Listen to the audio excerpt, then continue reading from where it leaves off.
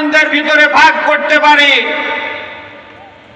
বাকি যেন আমরা সকলে ঘর জামাই ছিলাম। যাদের কথা ছিল ফেরেশতার মতো, দেশের উন্নয়নের কথা বলেছে, রোড বানিয়েছে, ট্যানেল বানিয়েছে, পদ্মা সেতু তৈরি করেছে, যারা উপর থেকে যাওয়ার পরিবর্তে মাটি দিয়ে চলাটাকে বেশি ভালো মনে করত, দেশ ছেড়ে পালাতে বাধ্য হয়েছে, ঠিক না? কি ছিল তাদের অপরাধ? ক্ষমতায় আসার পরপরই দেশপ্রেমিক সেনাবাহিনীকে তারা হত্যা করেছে।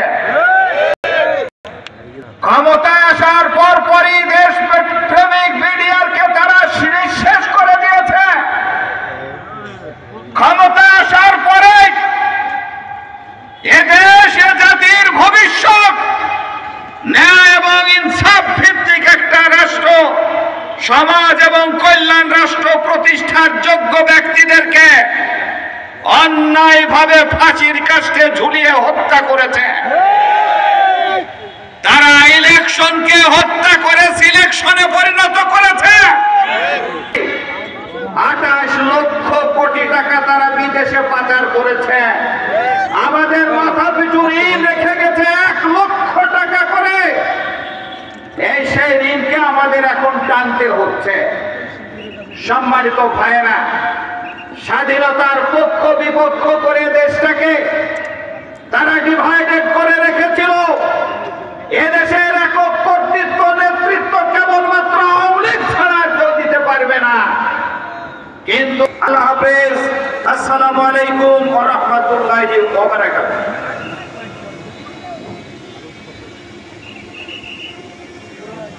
এই পর্যায়ে বক্তব্য নিয়ে আসছেন বিশেষ অতিথির বক্তব্য বাংলাদেশ জামাত ইসলামী টিম সদস্য যশোর কুষ্টিয়া অঞ্চলের জনাব ডক্টর আলমগীর বিশ্বাস। আলোচনা নিয়ে আসছেন ডক্টর আলমগীর বিশ্বাস।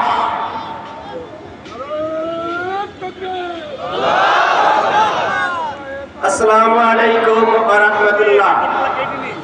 আলহামদুলিল্লাহ। সম্মানিত সভাপতি, মোহতারাম প্রধান অতিথি, অতিথিবৃন্দ, আমার প্রাণ প্রিয় সংগঠনের সাথী বন্ধুরা, বক্তব্য দীর্ঘ নয়, আমি আমাদের দায়িত্বশীলের 2টি কথা স্মরণ করে দিয়ে আমার বক্তব্য শেষ করতে চাই। আল্লামা দেলোয়ার হোসেন সাঈদী বলেছিলেন, এই জালেম শাহী যেভাবে ইসলামের উপরে, ইসলামী আন্দোলনের উপরে অত্যাচার, নির্যাতন, জুলুম করছে, তার প্রতিদান এদেশের তৌহিদাই জনতা যদি একবার ধাক্কা দেয় তাহলে দিল্লিতে পড়তে হবে। তার মৃত্যুর 1 বছর পরেই সেটা বাস্তবায়িত হয়েছে। সংগ্রামী বন্ধুরা, আমাদের প্রাণ প্রিয় দায়িত্বশীল মরহুম আব্বাস আলী খান বলেছিলেন, আমরা ইসলামী আন্দোলন করি, আমরা ইসলাম অনুসরণ করি, আমরা ইসলামকে দেখতে চাই। সংগ্রামী উপস্থিতি, সুযোগ এসেছে ইসলামকে এদেশের রাষ্ট্রীয় ক্ষমতায় প্রতিষ্ঠা করে আমরা সংসদে, ঘরে বাইরে, অফিস আদালতে ইসলামকে দেখতে চাই। কারা রাজি আছেন? সুতরাং এই যদি দেখতে হয়, আগামী নির্বাচন পর্যন্ত এই তৌহিদি ছাত্র জনতাকে অতন্ত্র প্রহরীর মতো সর্বশক্তি নিয়োগ করে এই আন্দোলনকে, এই ফসলকে ঘরে নিয়ে আসার জন্য কারা কারা রাজি আছেন? হাত তুলে দেখান। সকলকে ধন্যবাদ জানিয়ে আমার বক্তব্য শেষ করছি। আসসালামু আলাইকুম। ধন্যবাদ, ধন্যবাদ।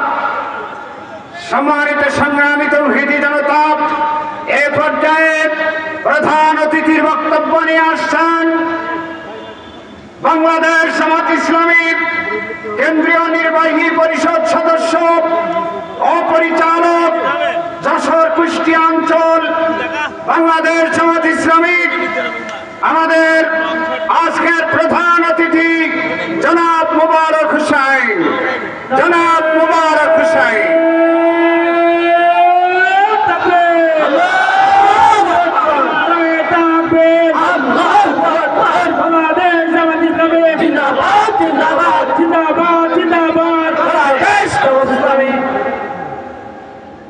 বিসমিল্লাহির রহমানির রহিম। আলহামদুলিল্লাহি রাব্বিল আলামিন। ঐতিহাসিক মেহেরপুর জেলার গাংনী উপজেলা কর্তৃক আয়োজিত বাংলাদেশ জামাত ইসলামীর এই কর্মী সম্মেলনের সম্মানিত সভাপতি, গাংনী উপজেলার সম্মানিত আমির জননেতা জনাব রবিউল ইসলাম, মঞ্চে উপবিষ্ট বিশেষ অতিথি বাংলাদেশ জামাত ইসলামীর কেন্দ্রীয় মজলিস শুরার অন্যতম সদস্য জনাব ডক্টর আলমগীর বিশ্বাস, বিশেষ অতিথি হিসাবে মঞ্চে উপবিষ্ট মেহেরপুর জেলার সংগ্রামী আমির বাংলাদেশ জামাত ইসলামীর কেন্দ্রীয় মজলিস শুরার অন্যতম সদস্য জননেতা জনাব মাওলানা তাজউদ্দিন খান, মঞ্চে উপবিষ্ট গাংনী উপজেলার সাবেক চেয়ারম্যান জনাব নাজমুল হুদা, সম্মানিত জেলা নেতৃবৃন্দ, উপজেলার নেতৃবৃন্দ, সম্মানিত ভাইরা, সাংবাদিক বন্ধুগণ, মিডিয়ার কর্মী ভাইরা, শিল্পী ভাইরা, আসসালামু আলাইকুম ওয়া রাহমাতুল্লাহি ওয়া বারাকাতুহু। আপনারা কি ভালো আছেন? বিশ্বাস ভাইদের শরীর কিছুটা গরম করে দিয়েছে কিনা? আপনাদের কাছ থেকে দুইটা ওয়াদা নিয়েছে, আমরাও সেই ওয়াদার সাথে শরীক ছিলাম, আলহামদুলিল্লাহ। সম্মানিত প্রিয় ভাইরা, 5 আগস্টের আগে আমরা কল্পনা করতে পারিনি এই মেহেরপুর জেলার উপজেলার এই মাঠে আজকের এই পরিসরে প্রোগ্রাম করা সম্ভব হবে। বাংলাদেশের অত্যন্ত নির্যাতিত নিষ্পেষিত যে জেলাটির নাম, সেই জেলাটির নাম হলো মেহেরপুর জেলা। রাতে যারা বাসায় ঘুমায় সকালে তারা কারাগারে, আর সকালে যারা বাসায় রাতে তারা কারাগারে। এবং সারা বাংলাদেশের সবচেয়ে বেশি নির্যাতিত মহিলারা যারা কারাগারে ছিলেন তারা হলেন এই মেহেরপুর জেলার অধিবাসী। সুতরাং আমি মনে করি আজকের মেহেরপুরের এই জনতা, এই কর্মীরা সবচেয়ে বেশি খুশি হওয়ার কথা যে তারা একটা মুক্ত পরিবেশের থেকে আজকের এই মাঠে স্লোগান দিতে পারছে, অনুষ্ঠান উপভোগ করছে, নেতৃবৃন্দের বক্তৃতা শুনছে, একে অপরের সাথে মোলাকাত করে শুভেচ্ছা বিনিময় করতে পারছে। আলহামদুলিল্লাহ। এই কাজটা কে করে দিলেন? আল্লাহ করে দিলেন। 16 বছর ধরে এই জালিম শাসক, অনেকে তার নাম দেয় ফেরাউন, আমি বলি যে একটি ফ্যাসিস্ট সরকার। আমার সেক্রেটারি জেনারেলের পরিভাষায় তিনি একজন স্যাডিস্ট সরকার ছিলেন। তার চরিত্র ছিল স্যাডিস্টের মতো এবং তার চরিত্র ছিল ফ্যাসিস্টের মতো। 2006 সাল 4 দলীয় ঐক্য জোটের শেষের দিকে অক্টোবরে লগি বৈঠা নিয়ে তার কর্মী বাহিনীদেরকে নির্দেশ দিয়েছিল ঢাকায় আগমনের জন্য। 28 অক্টোবরকে আমরা ভুলে গেছি? আমরা ভুলে যাইনি। 28 অক্টোবর বাইতুল মুকাররমের উত্তর গেইটে বাংলাদেশ জামাত ইসলামীর মহাসমাবেশ ছিল। সেই সমাবেশে সকাল থেকে লগি বৈঠা দিয়ে পিটিয়ে মানুষ হত্যার এই পরিকল্পনা, মানুষ হত্যার যে কালচার, এটা সেই স্যাডিস্ট সরকার শুরু করেছিল। লাশের উপর নৃত্য করা এবং মানুষ মানুষকে পিটিয়ে মারা ইতিপূর্বে আর দুনিয়ার কোথাও সেটা সংঘটিত হয়নি। ওই 2006 সালের 28 অক্টোবরে বাংলাদেশ তার পথ হারিয়েছে, রাজনীতি তার পথ হারিয়েছে এবং একটি ফ্যাসিস্ট সরকারের আগমন ঘটেছে।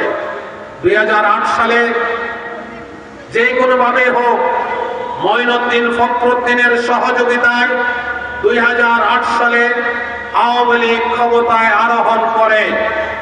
ক্ষমতায় আসার পরেই এদেশের আপামর জনসাধারণের নয়নের মণি বাংলাদেশের মানুষকে রক্ষা করা রক্ষা কবচ ছিলেন যারা সেনাবাহিনী, সেই সেনাবাহিনীকে হত্যার মাধ্যমে এদেশকে বন্ধ করার ষড়যন্ত্র শুরু করেছে। 57 জন সেনা অফিসারকে নির্মমভাবে হত্যা করা হয়। একদিনে 2 পাখি মারে ইন্ডিয়া এই হাসিনা সরকারকে দিয়ে। একদিকে সেনাবাহিনীকে ভঙ্গ করা হয়েছে, অপরদিকে বিডিআরকে ধ্বংস করে দেওয়া হয়েছে। বাংলাদেশের বিডিআরের নাম ছিল বাংলাদেশ রাইফেল। তাদেরকে তো ধ্বংস করেছে, নামও পরিবর্তন করে দিয়েছে। সেই নাম পরিবর্তন করে নাম দিয়েছে কি বিজিবি, বর্ডার গার্ড বাংলাদেশ। উঠিয়ে দিয়েছে কি রাইফেল। আপনারাই বলেন বিডিআর মানে রাইফেল হাতে থাকাকালীন সময়ে ইন্ডিয়া সাহস করতো না বাংলাদেশের মানুষের উপর হত্যা করতে, কিন্তু যখন বিডিআর থেকে বিজিবি হয়ে গেল তখনই মানুষ হত্যা শুরু হয়ে গেল। তার মানে হলো সেনাবাহিনী ধ্বংস করা হলো, অপরদিকে বিডিআরকে ধ্বংস করে দিয়ে সীমান্তকে অরক্ষিত করে দেওয়া হলো।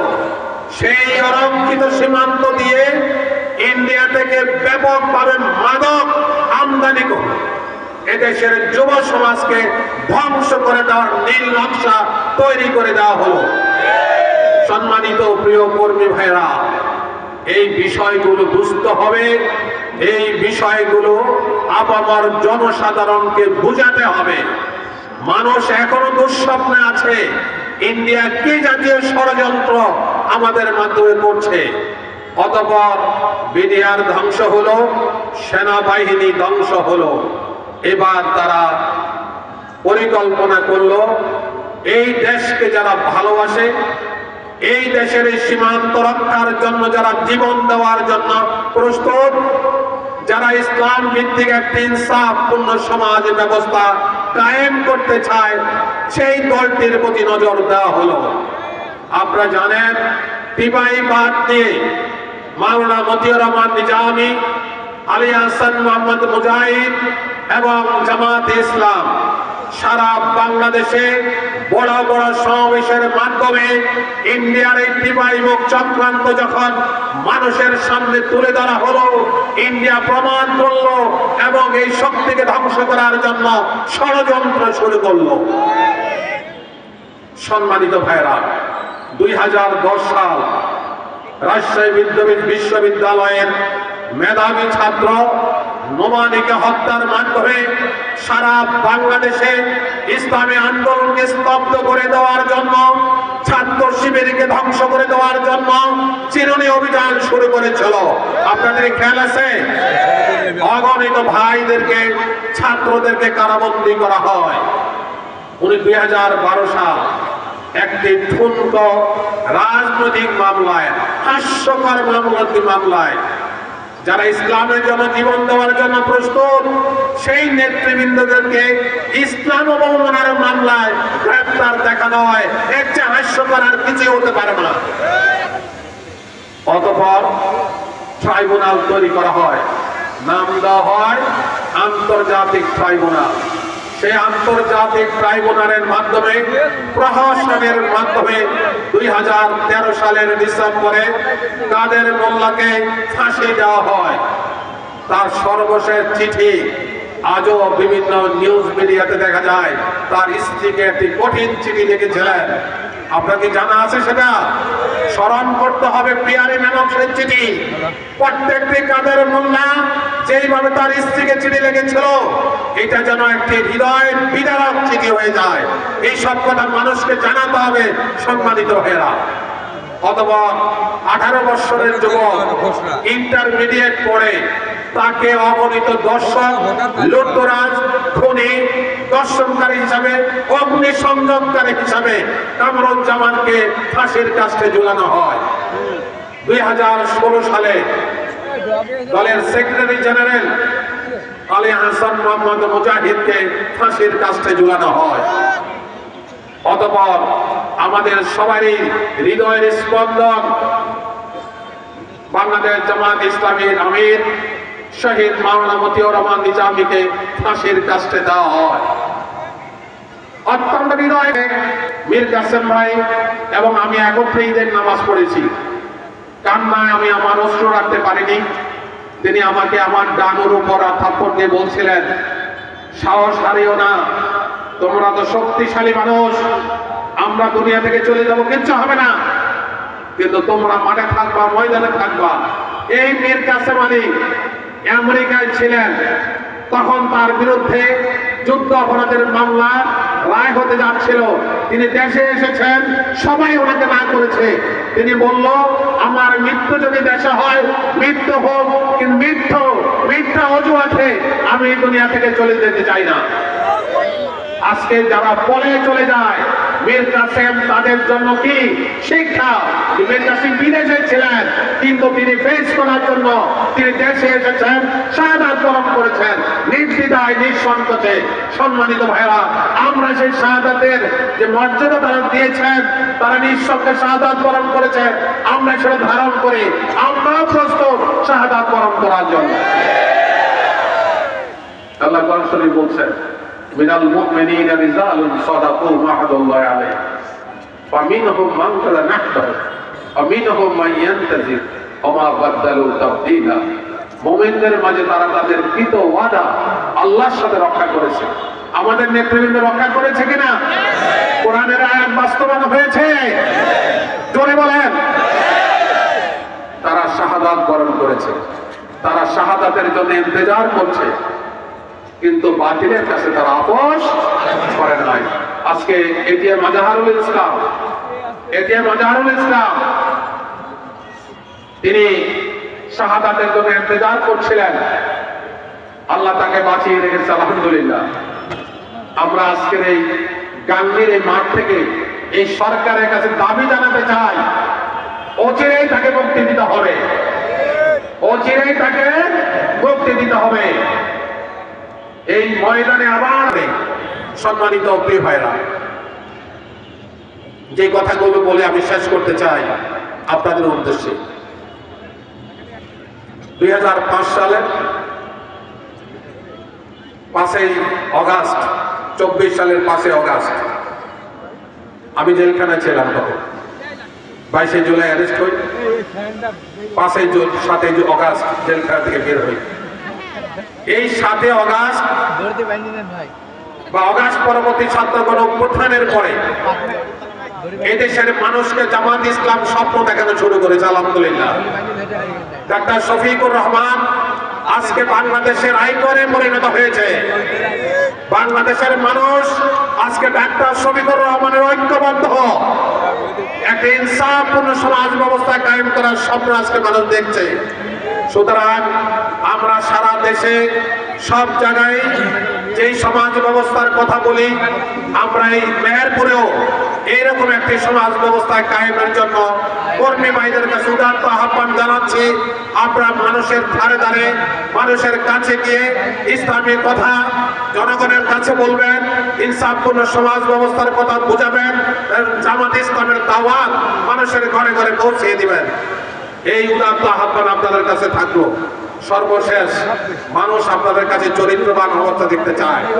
সেই চরিত্রের পরাকাষ্ঠা আপনারা মানুষকে দেখাবেন, মানুষের সামনে আদর্শ পরিণত হবেন, তাহলেই কেবলমাত্র মানুষ সুন্দর সমাজ ব্যবস্থা। শুধু সর্বশেষ আপনাদের সবাইকে আন্তরিক মোবারকবাদ জানিয়ে আমি আমার কথা শেষ করছি।